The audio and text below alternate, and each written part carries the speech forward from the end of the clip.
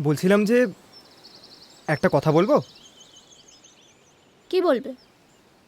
না না, কিছু না। সত্যি?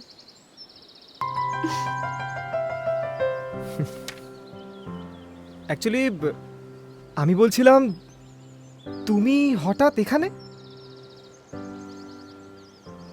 আমার ভালো লাগে। এভাবে একা একাই? হুম। আর কিছু বলবে? হ্যাঁ। না, আসলে তুমি আমাকে, মানে আমি তোমাকে, আহ, আমার তোমাকে